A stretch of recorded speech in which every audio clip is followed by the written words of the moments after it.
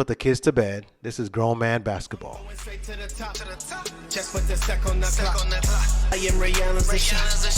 I'm going straight to the top.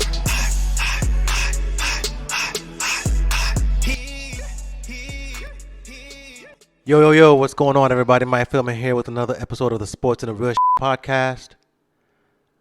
Once again, I appreciate you guys joining me. Don't forget to subscribe, like, share, comment, YouTube, Spotify, Apple, Google Podcasts, wherever you listen to it and watching. I appreciate you once again.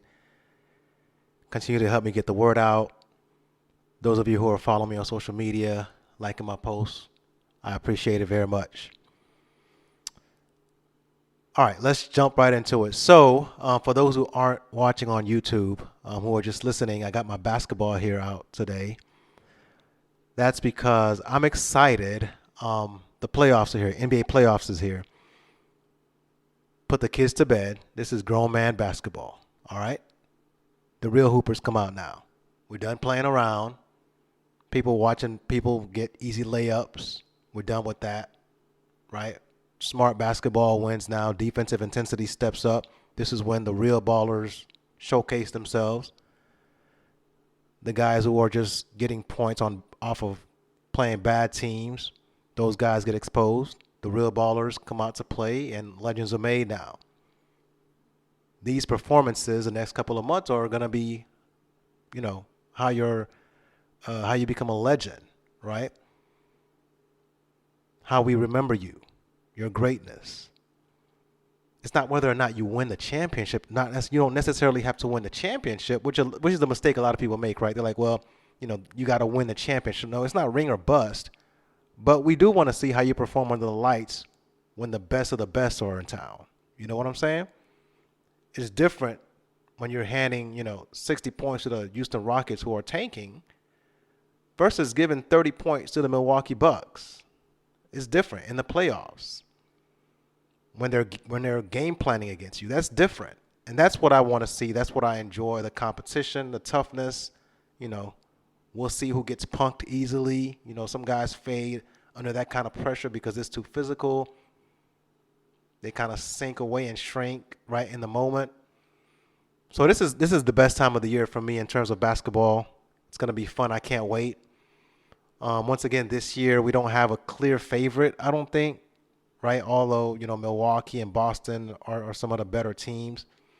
But we don't have a clear favorite like we did with the Dynasty Warriors and KD, where we already knew they were going to win a championship, or with LeBron and the Cavs in the Eastern Conference. We knew they were the best team. Everybody else was tanking and they sucked. So we knew LeBron was probably going to go to the finals. So it's going to be great. So I wanted to take a few minutes first to just, play back the season in terms of, the teams that made the playoffs and how they got there. And then we'll talk about, the playoff matchups. The playoffs aren't quite set yet. As I'm recording this right now, the second leg of the play-in games, the Western Conference play-in games, is going on right now. I think it's at half, actually. It's going on right over my shoulder here. The Wolves are leading the OKC Thunder. So that's going to determine the 8th seed. So we'll talk about that if it's done in time. But anyway, so how we got here for some of these teams. So the Nuggets are the first seed in the West. We'll go West and Eastern Conference. The Nuggets are the first seed in the West, led by the Joker. In the MVP conversation again, solid team. No real complaints for them, I can say. All around basketball, smart coaching, smart players, really good team. The Grizzlies are the number 2 seed, young, but still a great basketball team. Really good athletes, good players. The Kings are a surprising team at 3. The Suns at 4, acquired KD. The Clippers at 5. Really middle of the pack team during the regular season. The Warriors dealt with injuries, young squad outside of the core veterans. The Lakers been up and down. Luckily for them, they had a trade towards the end of the season that kind of saved them and helped them get to the playoffs. And then The Wolves are in the play-in game right now. The Pelicans got kicked out by the Thunder a couple nights ago, and then the Thunder are playing the Wolves right now. So that's how it stacks up in the West. In the East, we go the Bucks, another all-around team, the Celtics, the Sixers, the Cavs, the Knicks. The Cavs and the Knicks are pretty much similar teams.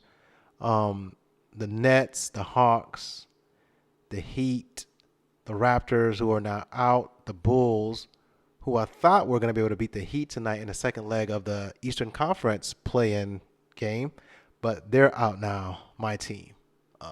So I'm teamless for the entirety of the playoffs, all right? Which is good and bad. I mean, it's not like the Bulls had a chance to win anyway, right? But now that they're out, I don't have to, root for or against anyone. So anyway, so in terms of the teams in the playoffs, right? I guess I can talk about, who I think is a contender and who's a pretender. Also, here's how I think, or what I think these teams need to do to actually compete for a championship. All right. So the teams that are left in the playoffs, I'm going to break them down by contenders and pretenders, and also what they need to do if they're going to win games and to make a deep run in the playoffs and potentially contend for a championship. All right. So let's start back up with the West. We got the Nuggets. I already talked about Joker, right? MVP contender, might go for 3 straight MVPs. Who knows? So their Achilles heel to me is actually him and his defense, right? If he can play somewhat average defense in the playoffs, then they actually have a chance to win the whole thing. The problem is it hasn't proven to be the case the last few years, right? He gets exposed. He gets put in pick and roll where his feet aren't quick enough, or sometimes he just doesn't look like he's interested in playing defense. And it becomes like a layup line for their opponent. So that's going to be their Achilles heel. If Joker can play any kind of defense in the playoffs, then they'll have a chance to compete. In addition, I think they also need Jamal Murray to return to like the bubble form somehow. I don't know what they got to do. He's still a good player right now, but the bubble guy was special. And I don't know if he can get back there. But if he can, if Jamal Murray can get back to being bubble boy, if Jamal can get back to being bubble boy, they'll have a really good chance of competing, because we know Joker is going to get his. He's going to put up the numbers. Again, he has to play better defense. But if that can happen, combined with Jamal balling out like he did in the bubble, they can beat any and everybody. Moving on to the Grizzlies. The Grizzlies, like I said, they have a really good team. They're young. And honestly, man, they just seem immature. So that's kind of their Achilles heel to me. They can beat anybody, but they can also lose to anybody because they're just so immature in the way they play sometimes. They just start slacking. I don't know what it is. And I think it's just a lack of veteran leadership. Ja Morant is their best player. He's probably their leader as well.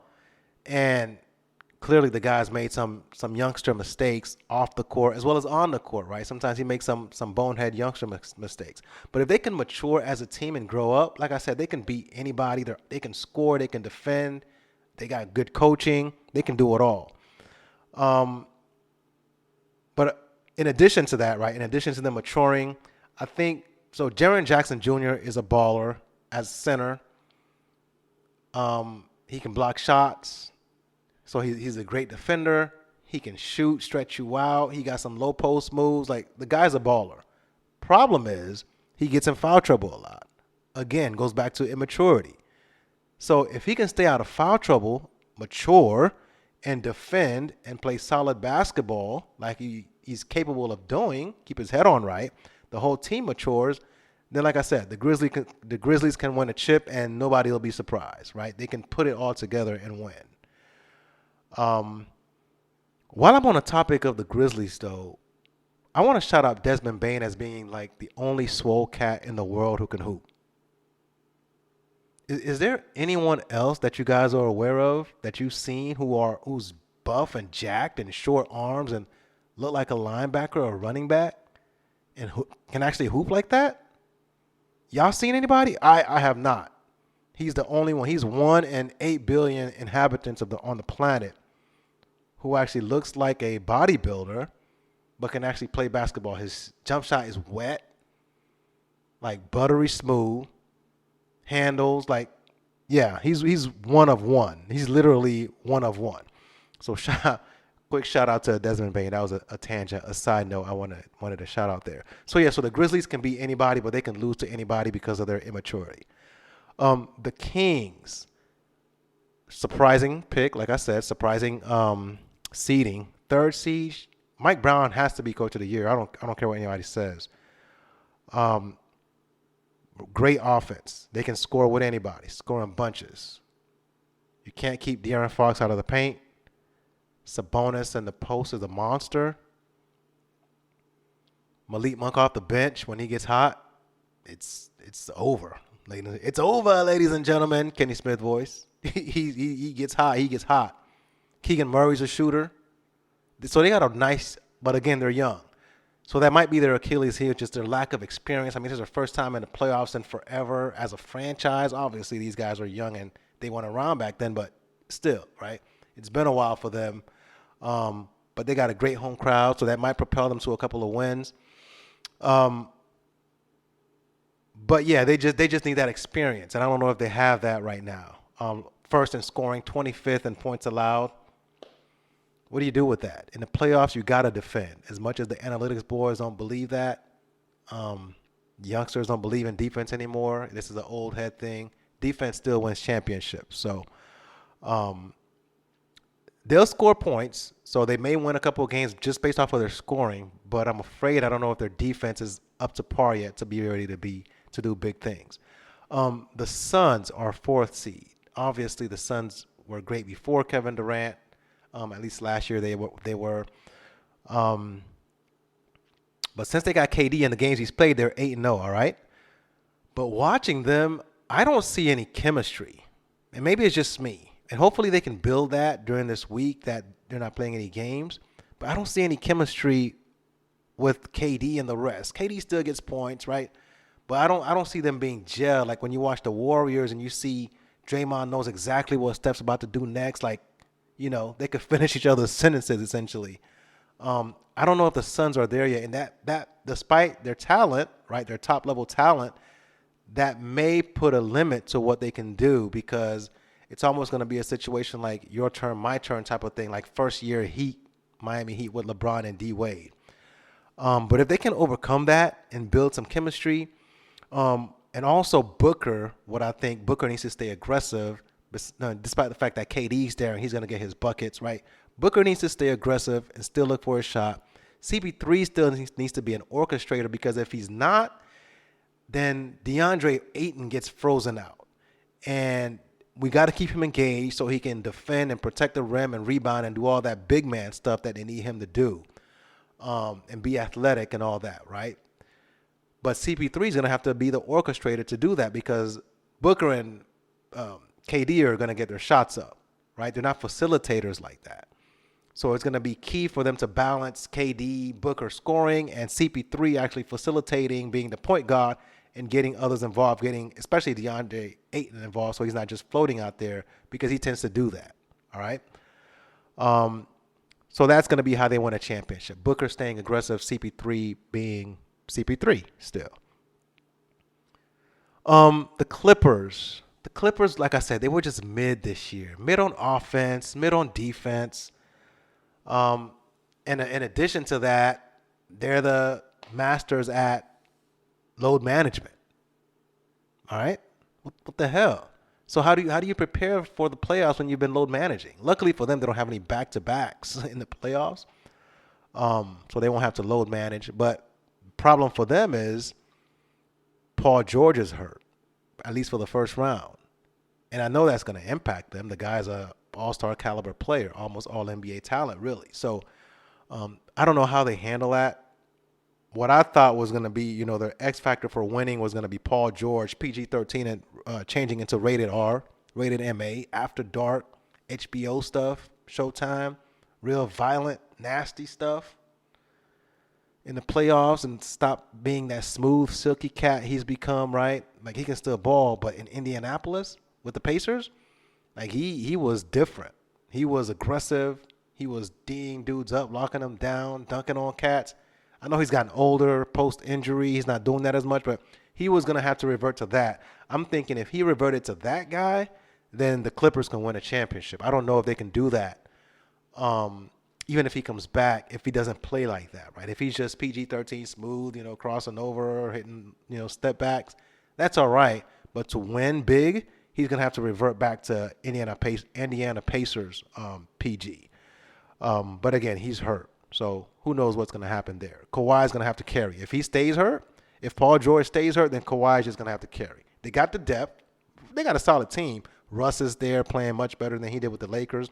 Obviously, he was miscast with the Lakers. We all knew that, right?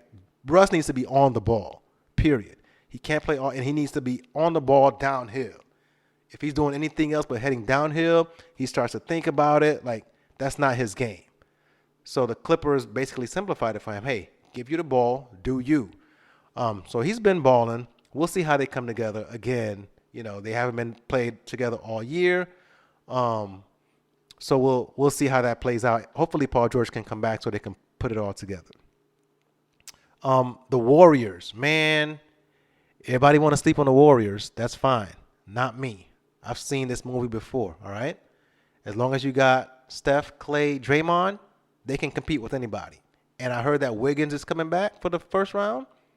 If he plays like last year playoff Wiggins, they can beat anybody. I don't care what their depth looks like. They're young players, this and that. Like, they're just smart. They got the scoring. They got the experience, so they know what it's all about, how to win. Like, they can beat anybody. So I'm not sweating the small stuff with them, their record and things like that, because we all know Steph Curry, Klay Thompson don't care about your damn records, bro. Like, they'll set your records on fire from downtown. So don't sleep on them. I mean, they were number 2 in points per game, number 21 in defense, but they'll step it up in the playoffs. I have no doubt about it. Starters play longer minutes in the playoffs, so I think they'll be all right. They'll be all right. So again, if Wiggins plays like he did last year in the playoffs, man, I wouldn't be surprised if they're back in the finals. I really wouldn't. So we'll see. Lakers, man. The Lakers are tough for me, all right? So here's my key to the Lakers winning the championship. Sorry to LeBron fans, LeBron stans. The key to the Lakers winning the championship is Anthony Davis being the number 1 option. When he's engaged on offense, he becomes engaged on defense. But when he's engaged, touching the ball consistently and being the focal point of the offense, like when LeBron was out, the guy's pretty much unstoppable. He's a mismatch for just about everybody. He's like top 3 player in the league, putting up nasty numbers.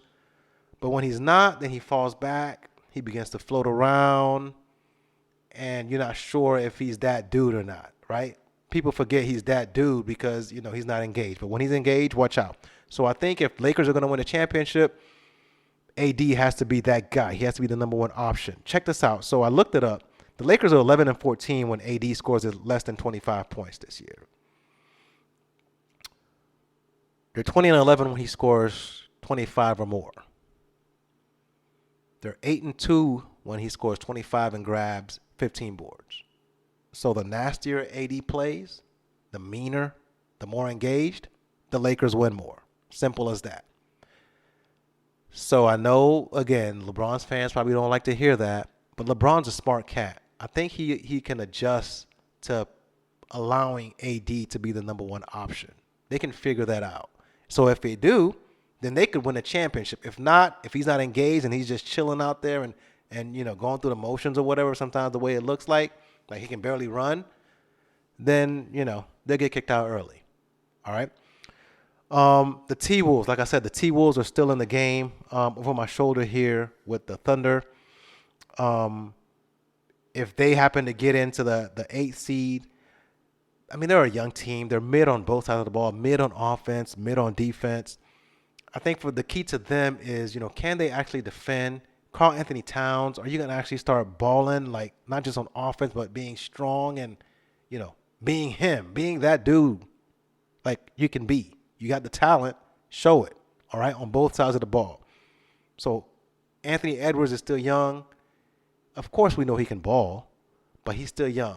So it's going to take a veteran like Karl Anthony Towns, Rudy Gobert. I don't expect much from him on offense, but on defense, right, to make up the gap and bring along, Anthony Edwards, who's going to have his struggles in the playoffs. But if they can allow him to grow as series go along, maybe he takes a game over and wins you a couple of games, 1 or 2 games. So that's the path to the Wolves actually competing and winning some games in the playoffs. And if they're going to make a championship run, hey, crazier things have happened. And the Thunder, right? So like I said, the Wolves are playing the Thunder. The Thunder score a lot of points. They're fifth in points per game. Their defense is okay. Shai Gilgeous-Alexander is a straight baller. This guy amazes me the way he controls the game, his pace. He's just savvy with the ball. I like the way he plays. He's not shooting a bunch of threes like people say you have to shoot a bunch of threes. Like, he's efficient. He gets to his spots. He uses his body well. He's under control. I like SGA. He scores a lot of points. I also think their rookie Jalen. So they have 2 Jalen Williams on that team. So Jalen Williams, Jalen Williams, is a baller. He came on later in the year, so now he's in the Rookie of the Year conversation. He's probably not going to win it, but he's a baller. Young cat. He's going to continue to develop. I like their team, actually, young talent. We'll see how it all comes together in the next couple of years. But if they're going to compete and win a couple of games and shock somebody or make somebody nervous, they're going to need SGA to do what he does. And for this young kid, Jalen Williams, to show why he's in the running for Rookie of the Year. So that's how I think, for these teams in the Western Conference, what they need to do to actually make a run, right? Win some games and make a run in the Western Conference playoffs. With the East, the Bucks are the Bucks, man. They know what it is. Been there, done that. They got a well-rounded team. Giannis is still unstoppable. Still the best player in the league to me. Monster. I don't know what you do with him except for force him to shoot jump shots, but even then, right, he can put his head down and run right through you like Shaq used to do. So, but they got a well-rounded team. But if they're going to win, right, because some teams can put a pretty good wall up and make it challenging for Giannis. So if they're going to win and win big, win the championship, it's going to be Drew Holiday being aggressive. Okay? So Giannis is going to ball. Chris Middleton's going to ball. Okay? They're at their best when Drew Holiday is aggressive. All right? We know he's going to play defense. He's going to lock you down. But he needs to be aggressive, look for his shot, take it to the hole. When he's doing that, then you can't, just play off of Giannis and crowd him. Like, you got to cover everybody at that point. Then it's pretty much a wrap because you can't do nothing, right? So if the Bucks are going to win big, Drew Holiday is going to be the key to their championship run. The Celtics, great all-around team again. Been there, done that. Went to the finals last year, so they already know what it takes. I hope this year they take it up a notch and stop playing around with lesser teams. Like, get rid of dudes. Like, play your game, execute, focus. Like, they shouldn't struggle until probably the conference finals. All right? But they got a great team, great all-around team. Keys for them winning a championship is simple. Their top 2 guns, their young superstars, Jalen and Jason, they got to turn into Michael and Scotty. Not on offense because they can score, but on defense. These guys are long arms, athletic, so they should be able to lock down anybody's backcourt. So to me, if they're going to win a championship, these guys got to get into their heads and say, hey, we're not letting nobody's backcourt beat us. All right? Maybe if you got a big dominant front court player, but a backcourt player, like, the wings are shut down. And they got this capability to do that. We've seen them play defense. They're just not consistent. So if they get into like the Michael and Scotty, ain't nobody scoring out here, then there ain't nobody scoring out there. That's how it's gonna be.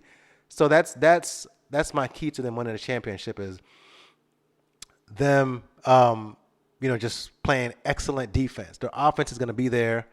I've said it before. I think Jason Tatum, can still go up another notch, and hopefully he does in the playoffs. But what I mean by that is he needs to attack the rim more, or consistently, I should say, in the playoffs. He still kind of settles for shots sometimes in the playoffs. If he just goes hard, sky's the limit. They can beat anybody. So we'll see what happens there. The Sixers. So here's how the Sixers can win the championship. First of all, a lot of people give Doc a lot of flack. All right, they blame Doc for his teams losing 3-1 leads in the series and this and that, which I understand. But to me, I don't blame Doc like other people do. Sometimes I feel like players got to take it upon themselves, no matter what the coach is doing, right? And it's not like Doc Rivers is like a garbage coach. Like, I've seen the guy take garbage Orlando Magic teams to the playoffs, so I know he's not a bad coach. But as a player, when you're up 3-1 in a series, no matter what the coach is doing, like you got to have some pride and say, hey, I'm not gonna let these guys win the series from up 3-1. Like you got to win that game. And now it's come out that those Clippers teams that have chemistry, like they didn't really like each other, blah blah blah, so on and so forth. So they probably weren't gonna win anyway. But still, in all, like I can't. So here's what I do blame Doc on. Side note, I'm gonna go on a tangent. So I think Doc Rivers is blind. Y'all. He's been blind for the last 20-some years. Okay? Yeah, if y'all didn't know that, I'm telling y'all right now, Doc Rivers is blind. He needs to get his eye checked. Doc needs a doctor. Okay? Y'all know why? How in the hell does Doc Rivers say Kawhi Leonard a couple years ago when he was with the Clippers, Kawhi Leonard is the closest thing he's seen to Michael Jordan? What you looking at, man? You need eye surgery, or was he in a coma? Something is off with Doc's eyes or something. Cause I've never watched Kawhi Leonard and been like, ooh, he does nothing like Michael Jordan. Nothing at all. Unless you want to say, well, he shoots mid-range jump shots. If that's the case, then everybody who shoots mid-range jump shots look like Michael Jordan. Other than that, they do nothing alike. I've never watched Kawhi Leonard and been like, ooh, he reminds me of MJ. No. So that's that was a tangent. But that's Doc's one flaw to me is the brother's been blind. Maybe if he gets his eyes checked, the Clippers can win a championship. All right? Because anybody who's watched basketball the last 20-something years know that Kobe Bryant was a direct replica of Michael Jordan. Like, everything down to the T was Michael Jordan. Like, did Doc miss all of those years? What happened? Like, how can you open your mouth and say something like, oh, yeah, Kawhi is the closest thing to Michael Jordan? Not only is he nothing like Michael Jordan in his play style, but there was a guy that truly was a replica of Michael Jordan that played for 20 years. Like, what are you talking about, Doc? Anyway, that's a tangent, y'all. I didn't mean to go on a tangent like that, and it's funny to me that the media didn't call him out even more when he said that. Like, did we all not watch Kobe? Anyway, back to the point at hand. So I'm not as hard on Doc as other people are. I think he's a good coach. I think the Sixers are so Embiid dependent, though, and to win the playoffs, teams are going to load up on this dude, all right? He might still get his points. That's fine. But they're going to need some of the others to play, specifically James Harden to put behind him the ghost of Houston years, right, of people clearly seeing him being a letdown in the playoffs. But most importantly to me, if they're going to win, is Tobias Harris, all right? Tobias Harris has to be aggressive. He can't just be out there spotting up, shooting corner threes, right? Leave that to PJ Tucker. Tobias Harris needs to be aggressive. If he's aggressive, and you can tell the difference on that team when he's balling and aggressive and looking for his shots, then it opens it up for everybody else. So my key to the Sixers winning a championship is A, Harden exercising the ghost of Houston years past, and Tobias Harris being aggressive. If those two things happen, they can be anybody because then you can't load up on Joel and he can, do what he does, which is dominate. The Cavs. Cavs are a really good team. Like I said, surprising team. They're great on defense. Their offense is, they're mid. Obviously, they got Donovan Mitchell. He's their creator now. He does everything for them. They're scoring. He sets everything up. The key for them is they're going to have to get some consistent shooting somehow during the playoffs, okay? We know they'll play defense. They're a smart team, smart coach, but they're going to have to find a way to get consistent shooting, and they can't all defer to Donovan, specifically Darius Garland. I know you're a baller. You're a young player, all-star.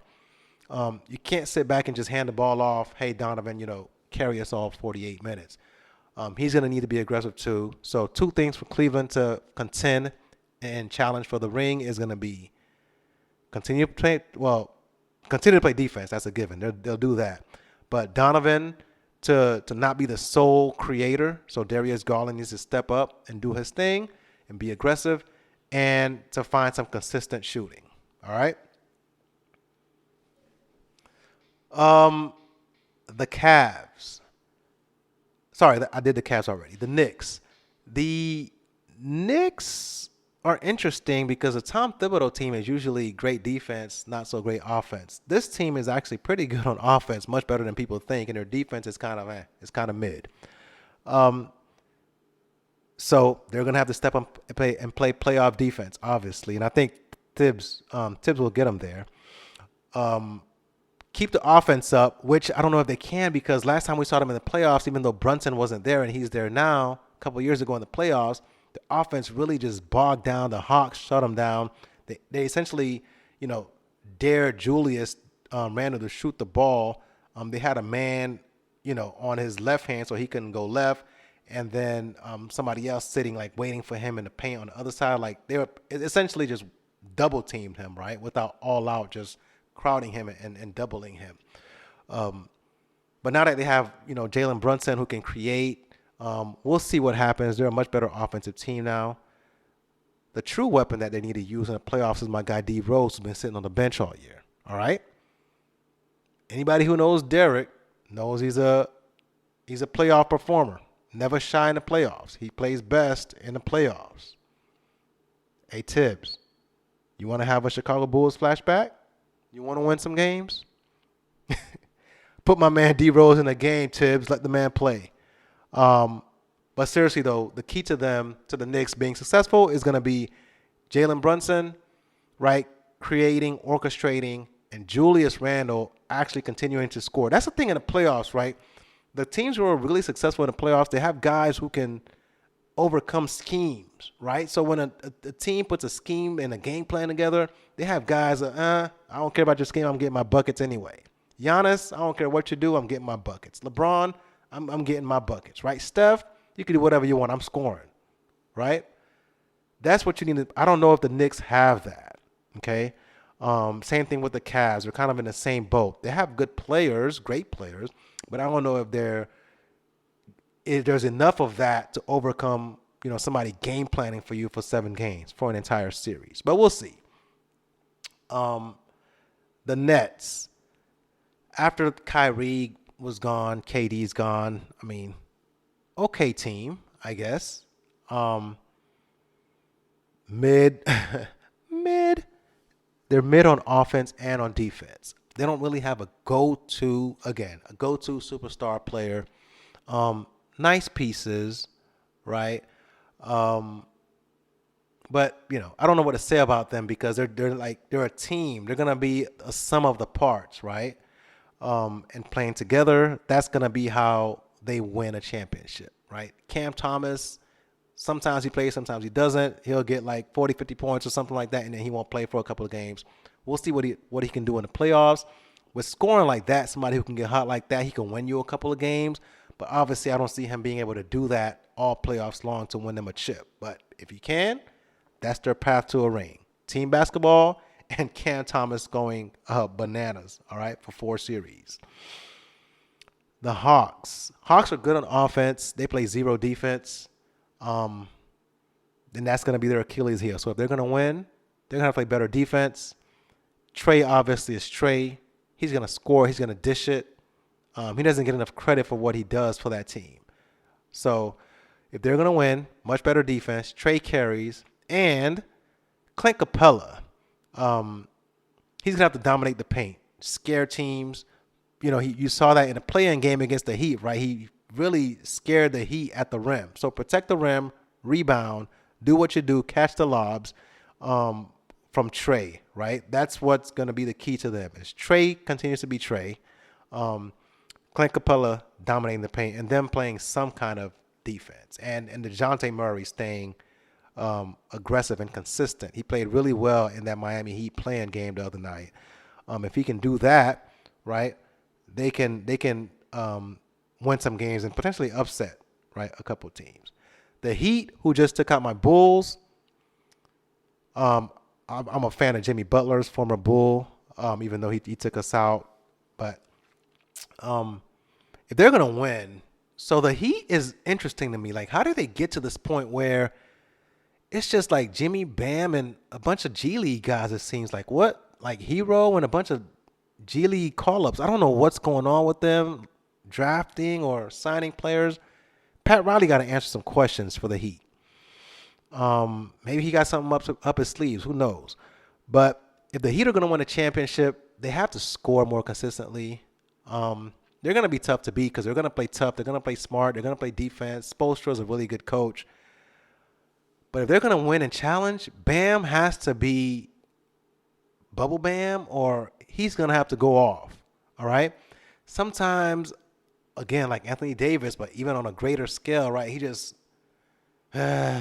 like he's not there. He's not engaged. Like, get engaged, ask for the ball, be strong with the ball, make moves. You're athletic, like ball, dude, and you have the skills. They pay you like you got the skills. Ball like you got the skills, Bam. So if he can do that and stay consistent doing that, then they can win some games. They can win some series. If not, then, they're going to be watching the playoffs, most of the playoffs at the crib, all right?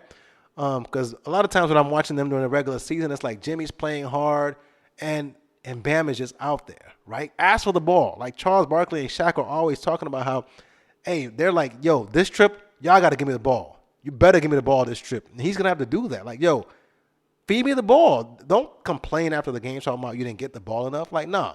So Bam balling is the key to the Miami Heat actually winning and winning big in the playoffs.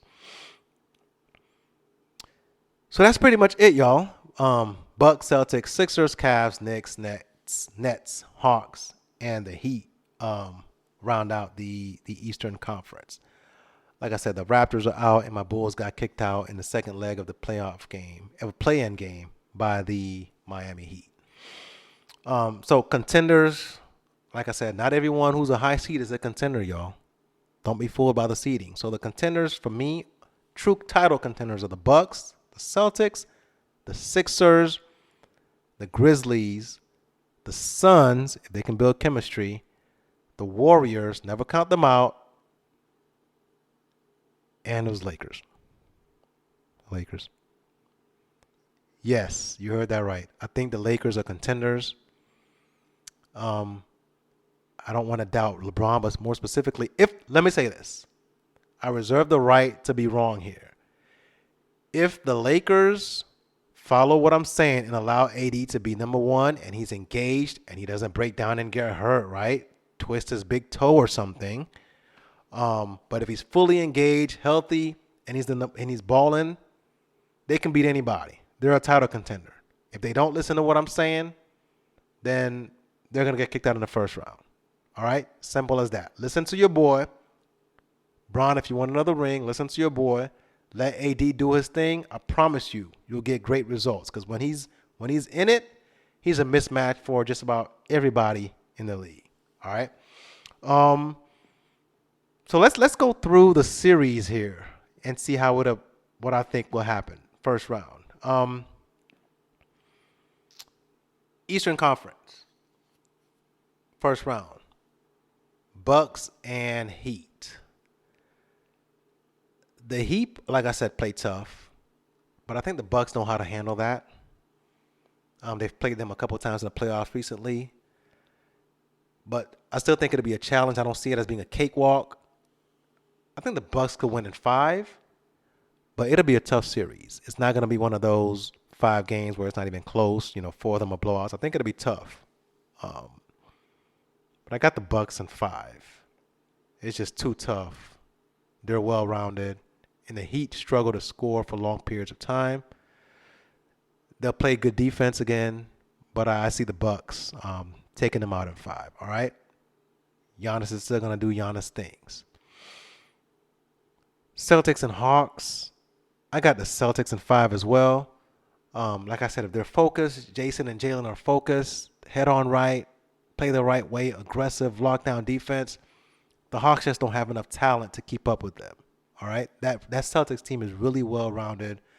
Like I said, they shouldn't really be challenged until they get to the next round and really the conference finals. Sixers and the Nets. The Sixers should sweep this series, but they're not. The Sixers just, oh my God. They just play with teams. They've proven in the playoffs last couple of years, they play with bad teams for whatever reason, right? Whether it was Ben Simmons or whatever it is. They don't eliminate teams as quickly as they should. So this Nets series is probably going to go on for 6 games, all right, for no damn reason. They should beat them easily, but they're not. So I wouldn't be surprised if the Sixers-Nets go 6 games, Sixers beat them in 6 for no reason at all. Should be over in 4. Knicks and the Cavs, I think that one's going to be a nail-biter. It's probably going to go 7. Knicks win in 7. That's what I got. Knicks win that one in 7. Similar play styles. I wouldn't be surprised if it goes either way, but I'm going to pick Knicks in 7. Hopefully, Tibbs let my boy D Rose play so he can show up and show out. Carry y'all to the next round. I'm telling you, Tibbs, don't doubt the OG. Oh, man. So Knicks and Cavs, all right? Knicks and 7. Moving on to the West. Nuggets and Wolves, or looks like it'll be the Wolves. So let's say Nuggets and Wolves. Nuggets and Wolves or Thunder, but let's say the Wolves. Nuggets are going to win in 6 games, all right? Again, it's not that the Wolves are so great. It's more so I have questions about the Joker's defense, okay? And that's going to keep the Wolves in the series and maybe help them win a couple games. So I see the Nuggets winning in 6. But if the Joker takes my advice and his defense is much better, then they should be able to sweep this thing or win it in 5. Grizzlies and the Lakers. I got the Grizzlies in 6. The Lakers aren't going to listen to me, but I reserve the right to change. I reserve the right to be wrong here.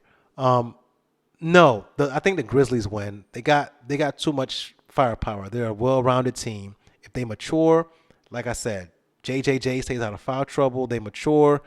I think they can beat the Lakers. I don't know if the Lakers are gonna actually do what I say and listen to me.